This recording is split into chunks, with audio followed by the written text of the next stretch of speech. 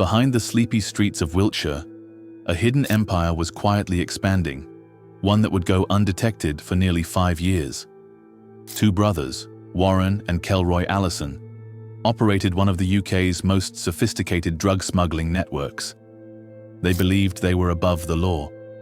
They lived in extravagance, owned luxury cars, and felt powerful, believing they could slip through the cracks of justice. But with the empire came the weight of their illegal businesses, and soon, all they had built came crashing down. This is the true story of the Allison brothers, their rise to power, their clever strategies, and the dramatic way in which they were brought to justice. Warren and Kelroy Allison were not born into rich or influential families. They lived in the charming town of Wiltshire, but had bigger dreams than many of their peers. Rather than pursuing regular jobs, they became fascinated by crime syndicates, where there was a lot of money to be made, and power came through control and lying. By early 2010, they had entered the drug business, but not in the typical way. They didn't begin with small street-level sales. They did it as a business, being careful to establish their contacts, sources of supply, and messengers. Over time, their operation grew, and within a few years, it was making millions of pounds on the sale of high-grade cocaine. The brothers didn't want to be small-time criminals. They wanted to run everything from the shadows without bringing attention to themselves. They were not there to be caught.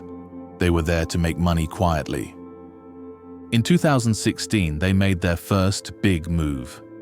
They acquired massive amounts of cocaine from Albanian dealers who had strong links to global drug networks. The Allisons quickly developed a steady supply of drugs. Their network covered the southwest of England, with major distribution points in towns such as Swindon, Bristol, and Liverpool. They were able to stay below the radar for years, thanks to smart planning and secretive methods. All was well structured, from transportation to money matters, so it appeared as if they were simply running a real business. Warren and Kelroy Allison constructed a massive and sophisticated business, one that lasted for many years and dealt in millions of pounds worth of cocaine in southwest England. However, it wasn't a typical crime group.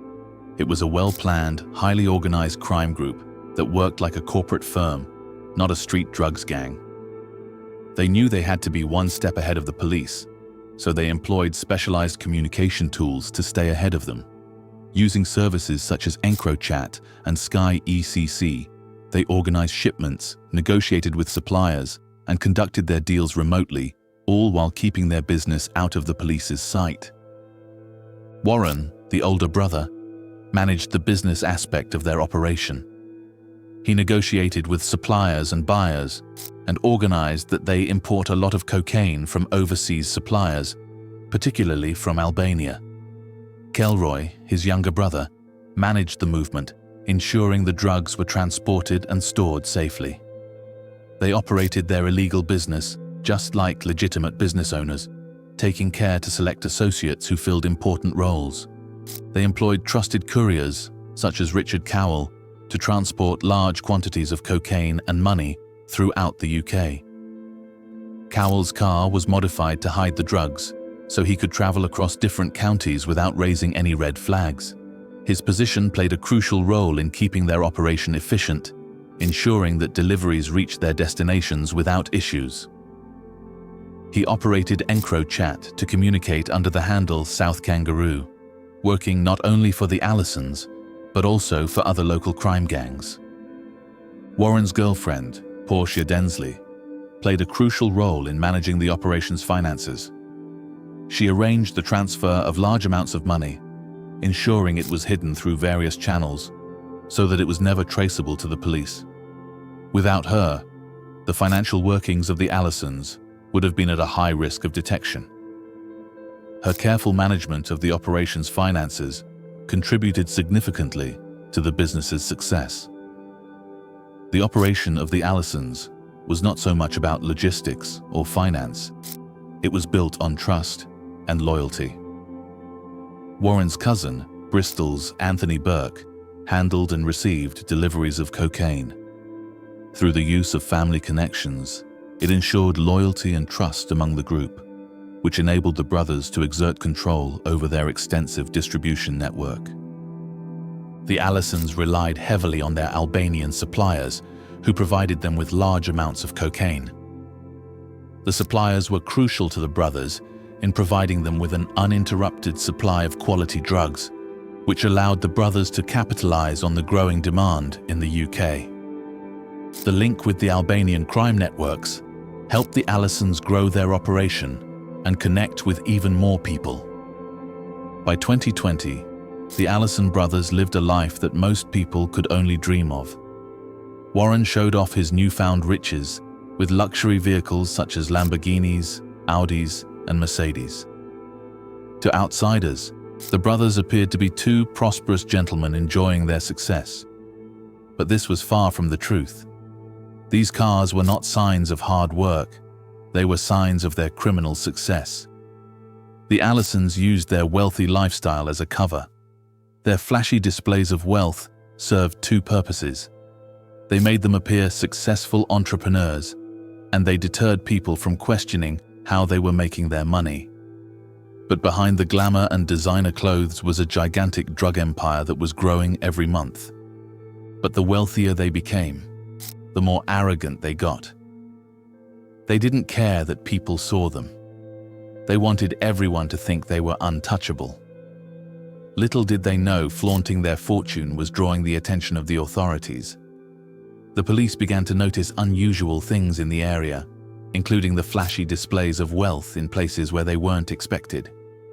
It was only a matter of time before their empire would be exposed. It all started to fall apart in June 2020. French officials successfully shut down a secret communications system called EncroChat, which was being used by criminals to coordinate their activities. It was a game changer. The National Crime Agency could now monitor the encrypted messages being sent by the Allisons and their gang. The brothers had thought for years that they were safe, using these encrypted phones to stay ahead of the police. Now, those same phones were responsible for their downfall. As investigators examined the intercepted messages, they uncovered a huge stash of evidence. The encrypted messages revealed everything about the Allisons' business, cocaine deals, and money laundering methods. The authorities now had what they needed to make their move. But it didn't happen overnight. Weeks of secret surveillance were needed to pull all the pieces together. The detectives kept track of the main players, read the encrypted messages, and gathered intelligence from within the community. Slowly, the net began to close around the Allisons. In November 2020, a secret police operation by the Wiltshire Police Serious Organised Crime Unit led to a major drug bust, revealing a well-organised cocaine smuggling network across the UK. The operation was focused on the Allison brothers, Warren and Kelroy, and their associates, who had been smuggling cocaine since at least 2016. The National Crime Agency assisted by breaking the encrypted communications, which revealed the scale of the operation. On the 3rd of November 2020, police seized a 4-kilogram batch of cocaine worth between £300,000 and £400,000. The drugs were found hidden in a shopping bag at the home of Anthony Burke, the Allisons' cousin in Bristol, and he was arrested on the spot. This was the beginning of the end for the Allisons' multi-million-pound drug empire. More investigations identified and detained the main suppliers, Albanians Pieter Pisha and Lydian Hoxha. They attempted to flee, but were caught.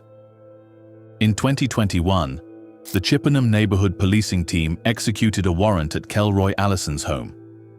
During the search, they found his mobile phones, which contained records of drug transactions and proof of drug trafficking dating back to January 2016. The operation uncovered that the Allison brothers were running a large drug trafficking network. They were importing and distributing cocaine in southwest England. The investigation also showed how encrypted communication platforms like EncroChat and Sky ECC helped facilitate secret drug trades. Breaking up this network was a significant achievement for law enforcement in the fight against organized drug trafficking in the UK. In late 2024, the trial of the Allison brothers and their organization began, marking a major milestone in the UK's fight against organized drug dealing. The case was built strongly by the prosecution, incorporating painstakingly gathered evidence from intercepted conversations, phone call history, CCTV footage, and large-scale raids in Wiltshire, Bristol, and Liverpool. These raids yielded not only drugs and money, but also important records on Kelroy Allison's mobile phones, documenting criminal activity dating back to 2016. This evidence showed a well-organized criminal enterprise that had operated under the radar for almost 5 years. The defense attempted to discredit the prosecution's case by asserting that the intercepted messages were about imitation clothes rather than drugs. The jury found this argument unconvincing, as there was clear and strong evidence presented. The multi-week trial concluded with guilty convictions for all 8 individuals involved in the conspiracy to supply cocaine.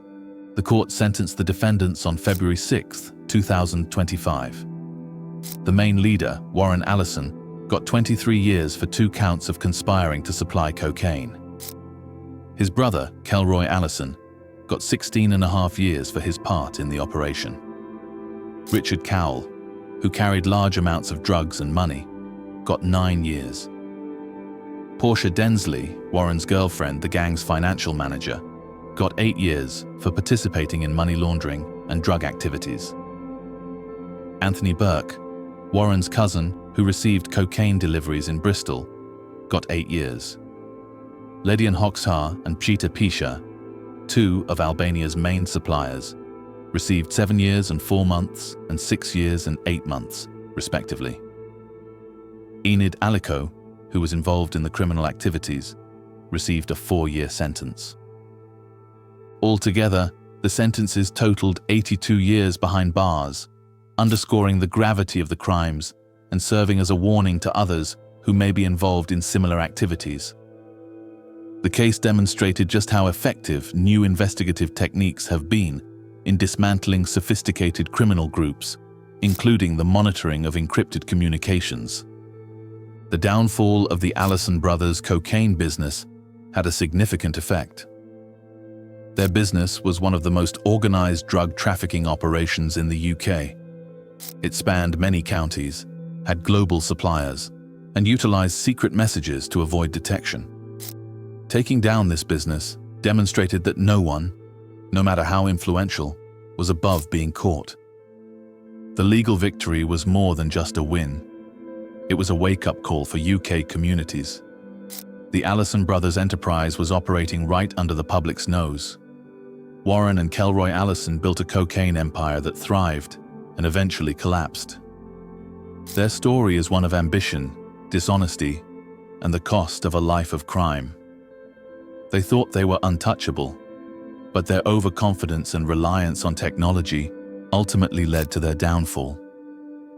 What happened to their empire demonstrates that, no matter how clever or secretive a criminal enterprise may be, justice always catches up in the end. What do you think about this case? Share your thoughts in the comments below, and be sure to hit the subscribe button for more true crime stories. We love hearing from you, so don't forget to leave a comment. Thanks for watching, and we'll see you in the next video.